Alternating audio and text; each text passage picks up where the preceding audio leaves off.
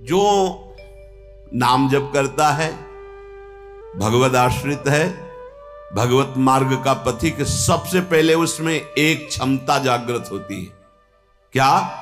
ये द्वंद्व है, शत्रु और मित्र में समान भाव, मान और अपमान में समान भाव, लाभ और हानि में समान भाव, सुख और दुख में समान भाव, निंदा और स्तुति में समान भाव।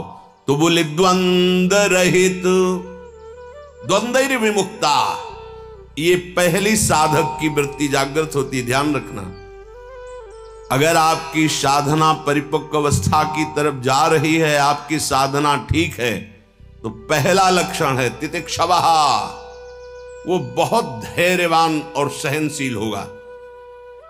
सुख दुख, लाभ हानि, मान अपमान, निंदा स्तुति, इसमें वो समान भाव रखेगा। चलो हमारी स्थिति ऐसी नहीं, लेकिन हमें सुनने को मिला तो समान भाव रखने की चेष्टा तो करें। पूज्यपाद सिरुड़िया बाबा जी महाराज, यदि तुमसे कोई द्वेष करता है और तुम्हें भगवत प्राप्ति करनी, तो वो जब दिखाई दे तो उसके चरणों में प्रणाम करो।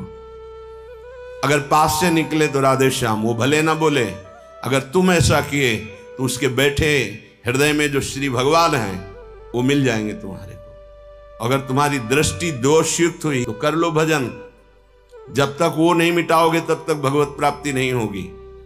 हरिवंश नाम लीन जे अजात शत्रु ते सदा, ये शुद्ध परमार्थ अध्यात्म की चर्चा है। यहां व्यवहार को भी अध्यात्म बनाया जाता है।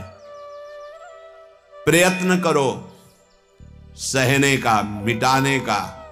क्या गाली दे रहा है कोई, श्रवणेंद्रिय ने सुना, मन में जाके दाह पैदा है, ये नहीं, मेरे भगवान अपने समीप मुझे ऊंचाई देना चाहते हैं, प्रेम की ऊंचाई, ज्ञान की ऊंचाई, इसलिए ये कटु वचन बुलवा रहे हैं, मुझे सहन करना है। राधा राधा राधा, आगे निकल गए। जो सुख दुख, मान अपमान, लाभ हानि आदि द्वंद्वों को सह जाता है, देख लो, यहां लड़ना नहीं है, भक्ति सहना सिखाती। बोले कब तक सहेंगे? जब तक भगवान न मिल जाए। बोले वो तो बहुत ही दुष्ट हो जाएगा, अगर हर बार सहेंगे तो अगली बार और बढ़ के आएगा। कदापि नहीं। जो अपराध भक्त कर करे राम रोष पावक सो जरे, तुम सहो आग उधर लग जाएगी। उमा क्षमा सापौते भारी, अपने कर्म जाय अपकारी। तुम अपने को बचाओ, मालिक देख रहा है, वो ऐसा हिसाब करेगा। एक नवयुवक था जिसकी देखो हंसी उड़ाता था, बहुत परेशान करता था। एक भगत जी निकले उनके छे, तो दाढ़ी मुच्छ को लेकर बहुत उपहास किया। 2 रुपए निकाले, दिए। उसको लगा पीछे आ रहे थे आर्मी के, फिर उनका उपहास गिरा के 10-5 ला तो थप्पड़ मारे ना, वो जो 2 रुपए दिए थे ना, हिसाब हो गया। अब दोबारा उस गली में नहीं खड़ा हुआ वो। राम रोष पावक सोजरी, तुम जाओ झुक के। वो आ रहा है झुकाने वाला, किसी रूप में रौंद के रख देगा उसको, क्योंकि उसका स्वभाव ऐसी जगह हाथ डालेगा जहां हाथ जल जाएगा। ये ना सोचो कि अगर हम 10 बार सह गए तो 11वीं बार वो फिर बोलेगा, बोलने लायक नहीं रहेगा। जो अपराध भक्त कर करे राम रोष पावक सोजरी, तुम्हारा कर्तव्य सहन करना और मालिक का कर्तव्य हिसाब करना। एक साधु जा रहे थे, गंगा किनारे भ्रमण कर रहे थे, तो छड़ी रखते, सोटा लंगोटा लोटा ये साधु के पास रहता है, तो सोटा लिए हुए थे और अपनी मस्ती में जा रहे थे। ऐसे पीछे धोबी कपड़ा धो धो के ऐसे सब फैलाए हुए था सूखने के लिए। उसने देखा इतनी मेहनत से तो हम धो रहे, और बाबा जी रौंदता चला जा रहा है, तो जिससे धोआ वो पीटने वाला डंडा, वही दौड़ा लेके रुक्मिणी जी के पास भगवान बैठे, विनोद तत्काल सुदर्शन चक्र, फिर ऐसे शांत हो गए। तो रुक्मिणी जी ने कहा, प्रभु जरूर ये स्थिति किसी भक्त पर संकट आने पे होती है, रुक क्यों गए? बोले उसके पास लाठी थी, उसने हिसाब कर दिया। 2-3 डंडे बाबा जी ने मारे और 2-4 डंडे धोबी ने मारे, तो दोनों धोबी है, इसीलिए मट गए। हाँ, अगर वो सर झुका देता तो वहां द्वारिकाधीश का सुदर्शन चक्र सेकंड के कम हिस्से में उपस्थित हो जाता। सर्वव्यापी तत्व है भगवान के पार्षद। जैसे नारायण निकला और वहीं हरि पार्षद प्रकट हो गए। आप अगर डंडे चलाओगे ना तो हिसाब किताब आपका भारी पड़ जाएगा। अगर आपने सर झुका दिया तो वो हर समय तुम्हें देख रहा है। कोई क्षण ऐसा नहीं है, कोई जगह ऐसी नहीं जहां उसके नेत्र ना हो। हाँ, विश्व तच्चक्षुर, पूरे विश्व में उसके नेत्र विराजमान हैं। सहना सीखो। यदि आगे बढ़ना है तो सहना सीखो। हमारी बात मान लेना।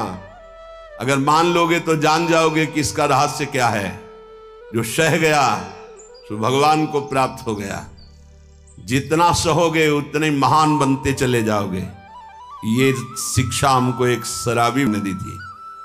वैकुंठ धाम ब्रह्मावर्त बिठोर ले गया। एकांत में ठाकुर जी के श्री विग्रह को दिखाया और नीचे के संगमरमर को दिखाया और कहा देखो यही संगमरमर तिल तिल काटा गया, टूटा नहीं तो आज भगवान बन करके आरती होती है।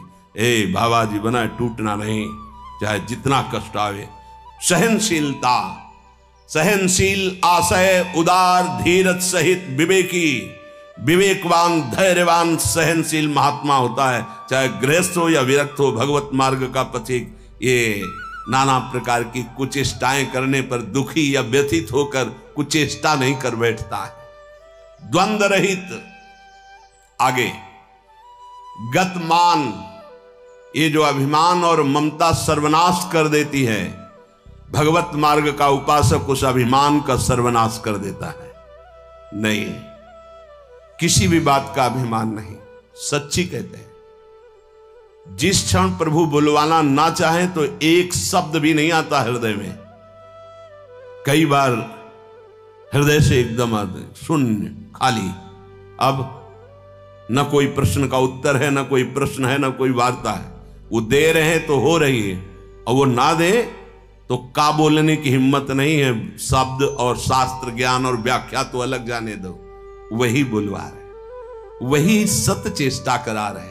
इस सतमार्ग पहाड़ पे चलना है, ये हमारे चढ़ने की योग्यता नहीं, पर वो वाचालम बना देते हैं। मूक को पंगु से पहाड़ चढ़ा देते हैं।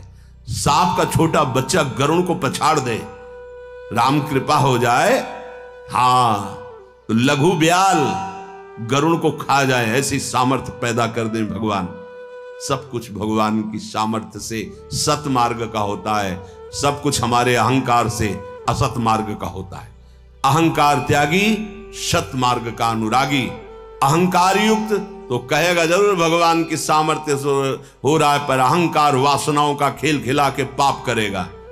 तो कह रहे गतमान, ये भगवान को अधीन करने वाली आगे बात कह रहे हैं कि सुख निधान भगवान तुम्हारे अधीन क्यों नहीं हो जाएंगे यदि ऐसा करोगे। पहला, मान अपमान, दुख सुख, लाभ हानि में समान भाव। दूसरा, मान को स्वीकार मत करो। ये देहाभिमानी पुरुषों के द्वारा किया हुआ प्रणाम नमस्कार, ये देहाभिमान को पुष्ट करने वाली अविद्या की एक नई चाल है। उनके हृदय में विराजमान सच्चिदानंद भगवान को देखते हुए इसे विनोद में उड़ा दो। विनोद में मैं जान रहा हूं प्रभु, अब नहीं फंसेंगे, गुरु कृपा हो गई। आपका ये प्रणाम नमस्कार फांस नहीं सकता। नाथ आप तो हमारे स्वामी हो, अब नहीं। लाखों प्रणाम दंडवत हो रही, लेकिन नहीं, वो तुम्हारी प्रणाम दंडवत नहीं हो रही, तुम्हें फंसाया जा रहा है। आखिरी खाई है यश कीर्ति मान। नहीं, हे सच्चिदानंद गुरुदेव, आप सब रूपों में काहे को मजाक कर रहे हो प्रभु, आप ही तो विराजमान हो। नाथ कोई नहीं फंसा पाएगा। अब हम तो बड़े भजनानंदी, हमारा बड़ा नाम हो रहा है, प्रणाम नमस्कार हो रहा, तो आगे है खाई, उसमें मुंह भरा गिर जाओ, निकल नहीं पाओगे। जैसे कंचन की खाई, कामिनी की खाई, ऐसे कीर्ति की खाई। तो गत मान, सबहि मान प्रदापमानी, सबके चरणों में बंधन भक्ति, मेरे नाथ इन सब रूपों में विराजमान। वो प्रणाम कर रहे हैं, नमस्कार कर रहे हैं, वो जय बोल रहे हैं, ये उनकी महानता है। वो अपने हृदय की स्थिति के अनुसार बर्ताव कर। हम तो अधम जीव हैं, प्रभु की कृपा से चल रहे। मेरे प्रभु सब रूपों में, कहीं मान नहीं छुएगा। और अगर मान छू गया तो विष चढ़ गया। सम्मानम कल्याति घोर गरलम। ये मान रूपी जहर केवल गुरु कृपा से ही दूर होता है। एक ही जगह इस मान की धुलाई होती, दूसरी जगह नहीं। और दूसरी जगह तो आप जहां भी जाओगे वैष्णव चिन्ह देख के सम्मान होगा। एक है घाट, गुरु घाट, जिनमें इसकी धुलाई होती है, वहां कोई भी तुम्हारी चतुराई नहीं चलेगी, कोई भी गुण नहीं चलेगा, कोई भी प्रभाव नहीं चलेगा। वहां धुल के रख देते हैं इस मान को। और जहां मान धुला और दैन्यता आई तो हरि कंठ लगा लेते हैं, भगवान उसे अपने समीप रख लेते हैं। बलिहारी गुरु आपने, जिन्होंने मान को मिटिया मेट कर दिया। बलिहारी कभी नहीं सुधरता है मान का स्वभाव।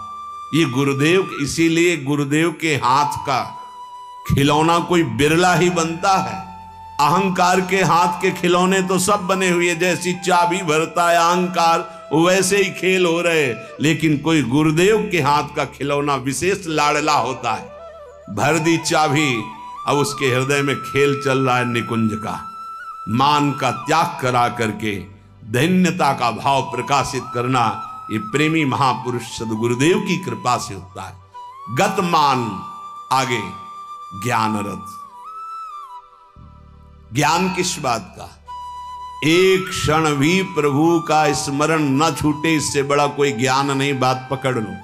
तुम्हें कुछ आता हो या ना आता हो, बस राम कृष्ण हरि राधा राधा बोलना आता है, इससे बड़ा कोई ज्ञान नहीं है। ये भगवद स्मृति है। यस्य स्मरण मात्रेण जन्म संसार बंधनात् विमुच्यते, नमस्तस्मै विष्णवे प्रभु विष्णवे। जिनका स्मरण मात्र जन्म मरण बंधन से मुक्त कर देता है। राधा राधा कृष्ण कृष्ण। ज्ञान रथ। जब आप नाम जप करेंगे तो स्वाभाविक, सच्ची मानिएगा, इस शरीर से प्यार खत्म हो जाता है। ये बहुत व्यवस्थित भगवान की कृपा से चलता है, पर इससे राग नहीं रहता। पुराने कपड़े से जैसे तुम्हारा कोई राग नहीं रहता, फेंक देते हो कूड़ा में, ऐसे ही इस शरीर से ज्ञान रत उपासक को कोई संबंध नहीं रहता। बिल्कुल समझ लेना। जैसे कबाड़ में पड़ी हुई गाड़ी से ध्यान आएगा, ऐसे गया, पर आपकी रति नहीं होगी क्योंकि बेकार हो गई है। ऐसे हर समय उपासक की दृष्टि में गाड़ी, ये जो पांच भौतिक गाड़ी, ये केवल भगवत प्राप्ति के लिए है। अगर ज्ञान प्रकट हो गया तो इससे कोई रति नहीं रहती। इससे कोई अपना शरीर का राग मिट जाना ही सब ज्ञान है। भगवान नाम में रुचि हो जाना ही सब ज्ञान है। बस दो बात समझ लो, जितना इससे तुम प्रेम करोगे उतना ही पापाचरण होगा, और जितना नाम से प्रेम करोगे उतना ही इससे वैराग्य होगा, और आप दिव्य उन्नति को प्राप्त हो जाएंगे। ज्ञान रथ, सच्चा ज्ञान। मैं भगवत स्वरूप हूं। ये मैं शब्द अंतःकरण से निकलता है। बस स्वरूप हूं है, मैं के साथ हूं है, नहीं तो स्वरूप। बस स्वरूप, मैं स्वरूप हूं, ये अंतःकरण धर्म से निकल रहा है। केवल है स्वरूप, ये है, वहां कोई और शब्द नहीं जुड़ता। न मैं न हूं, वो है, वही है, वो भी खत्म, केवल है।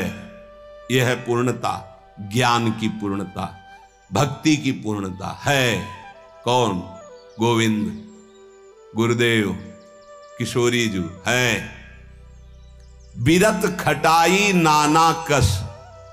जैसे कुछ धातुएं होती हैं, उनमें खटाई डालते तो बहुत जहरीली हो जाती है, ऐसे ही उपासक को हर भोग दिखाई देता है जहरीला। ब्रह्मादिक के भोग सब विषम लागताई। तो कहे फिर सुख क्या उसको मिलता होगा? गांव में जब गुड़ बनाया जाता है तो ऊपर का जो फेन निकलता है ना, गांव के जो गरीब लड़के होते हैं दौड़ के वो चाटते हैं, बड़ा मीठा अच्छा लगता है।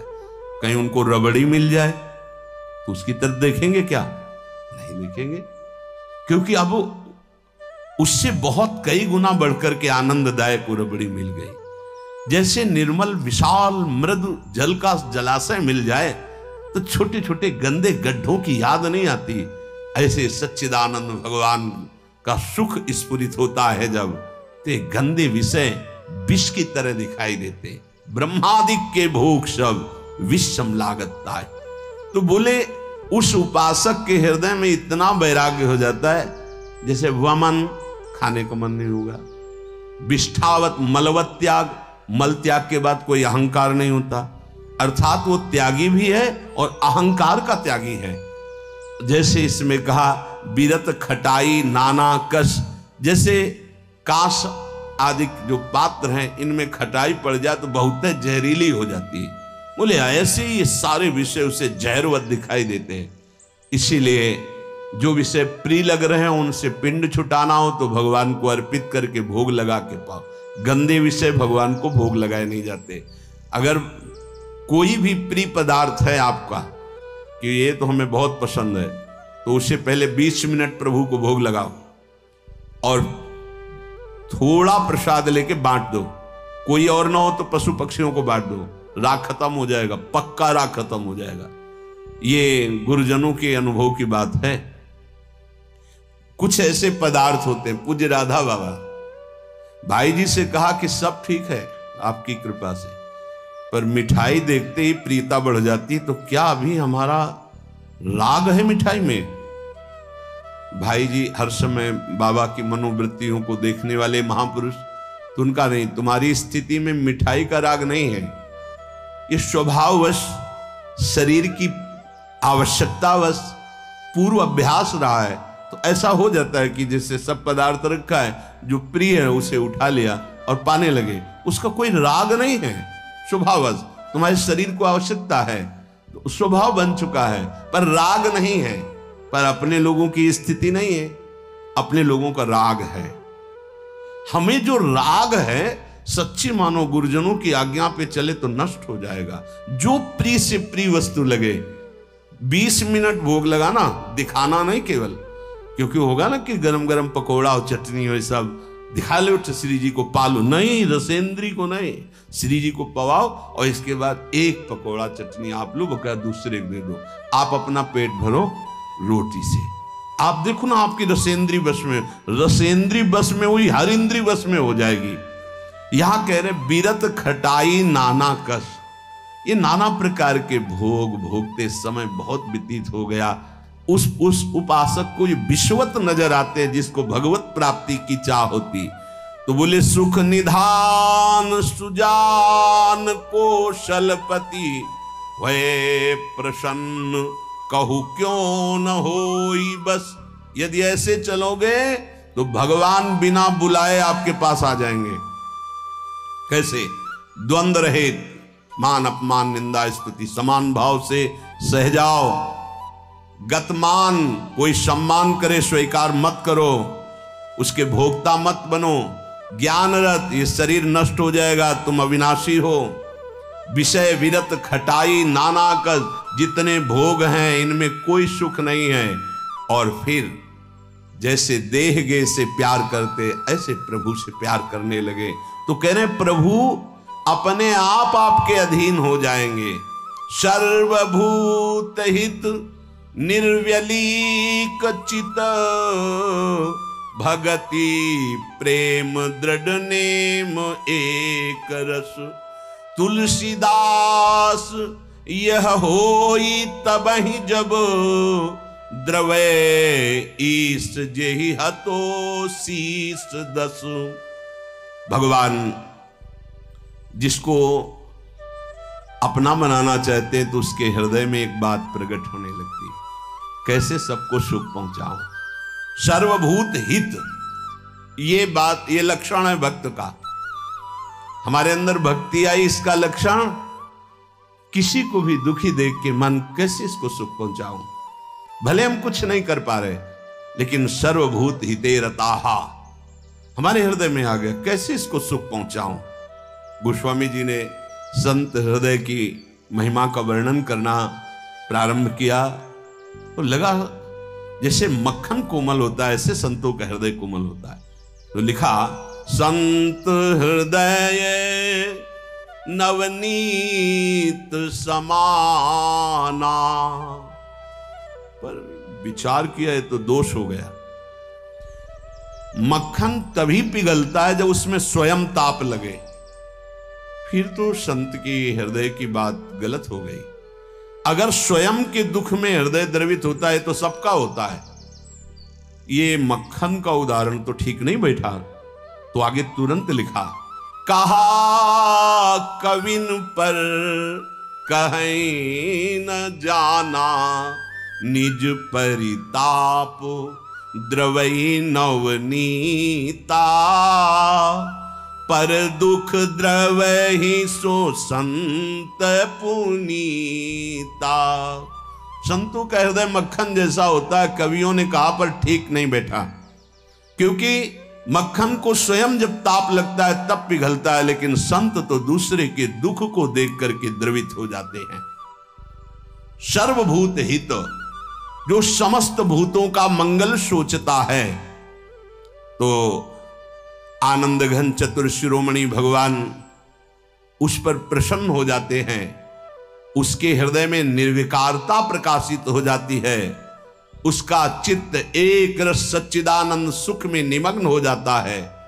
तुलसीदास जी कहते हैं, ये सौभाग्य उसी को मिलता है 10 शीश का हनन करने वाले भगवान जिस समय जिस जीव पर कृपाल होते हैं तो सत्संग मिलता है, और सत्संग से ये सब प्राप्त हो जाता है। अगर हमें नाम ऐसा प्रिय लगने लगे तो सब लक्षण आ जाएंगे। भगवान से भी बढ़कर के भगवान का नाम। ये शाम के कल बहुत इसका चिंतन होता रहा, बार बार हृदय आह्लादित होता था कि गजब की निष्ठा, नाम की गजब की निष्ठा। ध्यान पूर्वक सुनिए, हर शिकायत खत्म हो जाएगी। प्रिय राम नाम ते जाहि न रामो। बड़ा सुख मिलता है, जैसे शब्द है ना, उनमें डुबकी लगाओ, एकदम निहाल कर दे। प्रिय राम नाम ते जाहि न रामो, ताको भलो कठिन कलिकाल हूं, आदि मध्य परिणामो, प्रिय राम नाम ते जाहि न रामो। ये बैठा लीजिए, ये जीवन की सार बात। पद तो गोस्वामी जी का कई बार है, लेकिन इससे पहले महामहिम पूज्य श्री भाई जी हनुमान प्रसाद पोद्दार जी के द्वारा ये बात मिली थी। जीवन में पहली बार ये बात पूज्य भाई जी के द्वारा मिली थी कि अगर तुम्हारे सामने भगवान आ जाएं, उनके दर्शन कर रहे हो, नाम छूट गया, तो हमें नहीं चाहिए ऐसे भगवान जिससे हमारा भगवान का नाम छूट जाए। ये भाई जी की बात। फिर पद मिला बहुत काल के बाद, ये कल पुनः इसका कृपा करके गोस्वामी जी ने दर्शन कराया और चिंतन कराया। बेपरवाह, अद्भुत मस्ती है इस बात में। जिसे भगवान नाम इतना प्यारा लग गया है कि यदि स्वयं भगवान कहें कि अब मैं तुम्हें मिल गया, मेरे लिए तो भजन कर रहे थे, अब आज से नाम जपना छोड़ दो, तो वो स्वीकार नहीं करेगा। उपासक कहेगा नाम नहीं छोड़ सकता, महाराज आप आओ या ना आओ, आप जाओ या रहो, आपकी मर्जी की बात। नाम से प्रिय बढ़कर आप नहीं हो हमें। ये बात बहुत बड़ी बात। जब भगवान की बात आ गई तो ये भोगों की बात क्या रह जाएगी भाई। ये पद प्रतिष्ठा रुपया पैसा, अभी नाम का स्वाद ही नहीं चखा। ये ताको भलो कठिन कलिकालो, आज मध्य परिणामों, आज कल परसों हर समय परमानंद बना रहेगा। एक कलयुग कुछ नहीं बिगाड़ सकता। यदि जिह्वा में ऐसा प्यार उदय हो गया कि मुझे नहीं चाहिए और कुछ, जो हमें नाम छोड़वा दे, वो कुछ संसार की पद प्रतिष्ठा तो जाने दो, हमें भगवान से भी नहीं मिलना। यदि वो आ जाए और नाम छूट जाए तो मुझे उनका आना नहीं। प्रिय राम नाम ते जाहि न रामो, ये बहुत बड़ी बात है, ये जन साधारण नहीं समझ सकते, बहुत बड़ी बात। कैसे छूटेगा फिर नाम? सोचो कैसे छूटेगा? आग लग जाएगी कि ओहो, जिस नाम के बराबर नामी से मिलन की भी बात नहीं कही गई, उस नाम को हम चंद विषयों में, तुच्छ विषयों में, तुच्छ व्यक्तियों के मायाजनित संभाषण में छोड़ देते हैं। हमारी कहां की निष्ठा? गोस्वामी जी कह रहे हैं, प्रिय राम नाम ते जाहि न रामो, बार बार इसलिए करें, बैठा लो, सकुचत समुझी नाम महिमा, मद लोभ मोह को कामो, राम नाम जप निरत सुजन पर, करत छाह घोर घामो, प्रिय राम नाम ते जाहि न रामो। बस यही लगता है, यही परम विश्राम है, इससे बड़ी कोई बात नहीं हो सकती। राम जी मिल जाएं और वो कहें कि हमारा नाम छोड़ दो, अब हमें स्वीकार करो, हम तो मिल गए ना, तो वो उपासक भगवान से कह देगा आप चले जाइए,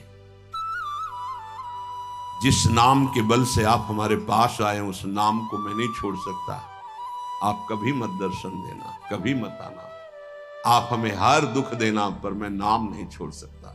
ये बात पकड़नी, ये बात पकड़नी, पकड़ लो, सब कुछ तुम्हारे अधीन हो जाएगा।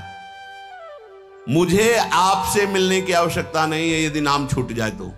यही भाई जी लिखा था प्रियालाल के लिए, राधा कृष्ण के लिए। सबसे पहले भाई जी की बात तो थोड़ी देर तो विचार चलता रहा इस विषय का कि नाम साधन है और साध्य है प्रभु। जब प्रभु को हम देख रहे हैं तो नाम भूल गए तो कौन सी बड़ी बात है, क्योंकि नाम का फल तो प्रभु ही थे। उस समय समझ में नहीं आया, बाद में समझ में आया उन्हीं महापुरुषों की कृपा से, जो आज गोस्वामी जी कह रहे हैं कि यदि कोई कहे कि तुम्हें राम मिल जाएंगे, या राम जी ही कहें कि मैं मिल जाऊंगा, मेरा नाम छोड़ दो, तो उपासक का हृदय कहेगा नाम जापक का कि यदि आपके मिलने से नाम छूट जाता है तो आप कभी हमसे मत मिलिए, मुझे आवश्यकता नहीं आपसे मिलने की। यदि मेरा गुरु प्रदत्त नाम छूट जाए तो आपके मिलने की आवश्यकता नहीं। उसका नाम ऐसे चलता है हृदय में, श्वास में, जिह्वा में, रोम रोम में, ऐसा अपार प्रेम उसके हृदय में प्रकट होता है, ऐसी मतवाली मस्ती होती है कि भगवान उसे कभी छोड़ ही नहीं सकते। इस कराल कलिकाल में आदि, प्रारंभ, मध्य और अंत, कभी किसी का कल्याण हुआ है या हो रहा है या होगा तो ऐसे नाम प्रेमी का होगा। ये आदि मध्य परिणामों, अगर नाम जब चल रहा है तो जो पीछे महापुरुष हुए हैं, जो अब हैं, जो आगे होंगे, वो नाम के प्रभाव से ही है।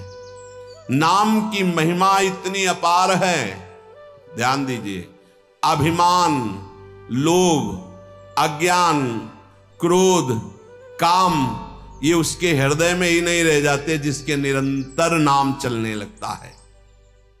ये सब सकुचा कर भाग जाते हैं, जैसे किसी महान बलशाली को देखकर छोटे मोटे योद्धा गर्दन झुका के भाग जाते हैं। ये काम आदि दोष उन्हीं को परेशान करते हैं जिनके नाम नहीं चल रहा। सच्ची मान लीजिए, विश्वास कर लीजिए, बहुत बड़े लाभ की बात है नाम। सामने ही ये सर ऊंचा नहीं कर सकते। कौन? बोले नाम महिमा का ऐसा प्रभाव, मद, अभिमान, लोभ, भोगों का, पैसे का, पद का, मोह, परिवार का, क्रोध, नाना प्रकार की प्रतिकूलताओं से प्रकट होता है, और काम, ये गर्दन झुका के भाग जाएंगे यदि तुम्हारे निरंतर नाम चल रहा है। वो हम ये छोड़ नहीं पाते, नहीं छोड़ पाओगे। ये भगवत शक्ति से संपन्न योद्धा हैं। नाम चल रहा है, भाग जाएंगे। नई अवस्था ठाकुर हरिदास जी की, बस नाम चल रहा है, 3 दिन प्रयासरत रही, स्वयं भक्त बन गई, उनके हृदय में कोई फर्क नहीं पड़ा। क्यों? क्योंकि नाम चल रहा है। जो नाम जप करता है, बहुत महिमा की बात कह रही है, राम नाम जप निरत सुजन पर करत छाह घोर घामो। घोर धूप में भी वो धूप छाह से भी बढ़कर शीतल बन जाएगी नाम जापक को। अर्थात घोर विपत्ति, घोर प्रतिकूलता उसके लिए भारी अनुकूलता और मंगल बन जाएगी, जिसकी जिह्वा पे नाम चल रहा है। यदि कोई कहे कि हमने नाम के प्रभाव से पत्थर में कमल उदित होते देखा है, तो आश्चर्य मत मान लेना, बहुत छोटी बात है ये। कह रहे हैं नाम प्रभाव सही जो कहे को, शिला सरो रूह जामो।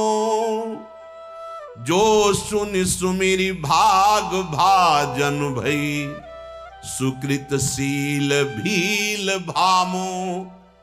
यदि कोई तुम्हें ऐसा कह दे कि हमने देखा है पत्थर में कमल खिल गया, असंभव, तो तुम मान लेना कि वो नाम जापक ऐसा हो सकता है। नाम जापक कुछ भी कर सकता है, क्योंकि नाम में कर तुम अकर तुम अन्यथा सब सामर्थ्य विराज। जो बिल्कुल नहीं हो सकता वो भी हो सकता है, अन्यथा कर तुम। जैसे जहां सुई का धागा जाना छेद में बहुत कठिन होता है सुई के, वहां से अनंत ब्रह्मांड भगवान पार कर सकते हैं, और उन भगवान को अधीन करने वाला नाम है, सब ठीक हो जाएगा। सब कुछ हो सकता है। नाम की महिमा समझ करके ये तुम्हारे काम क्रोध लोभ मोह मद मत्सर्य सकुचा कर भाग जाएंगे, सामने नहीं आएंगे। भारी से भारी प्रतिकूलता दुख तुम्हारे लिए आनंद प्रदान करने वाली बन जाएगी यदि आप नाम जप कर रहे हो। महान दुख सुख बनकर तुम्हारे को कभी छोड़ेंगे ही नहीं। यदि कोई कहे कि नाम के प्रभाव से पत्थर में कमल उत्पन्न हो गया, तो उसे झूठा मत समझना, क्योंकि संभव को असंभव और असंभव को संभव करने की सामर्थ्य नाम में विराजमान है। जिस नाम का स्मरण करके भीलनी जगत बंदनी सबरी जी हो गई और भगवान उनके जूठे बेर खाए, तुम्हें विश्वास नहीं है? उस नाम पर परम भाग्यवती पुण्यमयी ब्रह्म ऋषियों से भी पूजनीय माता सबरी हो गई। और ऐसे जो सीधा राम राम नहीं बोल पा रहे थे, मरा मरा मरा मा, वो भगवान के अवतार के पहले भगवान की लीला लिखने की योग्यता प्राप्त कर ली। जो अपने भाव से भगवान नारायण नहीं पुकार रहा था, अपने पुत्र को पुकार रहा था, उसे परम पद प्राप्त हो गया। इसलिए उल्टा कुभाव से, किसी संबंध से, कैसे भी जिसने भगवान के नाम का उच्चारण किया उसका मंगल ही मंगल है।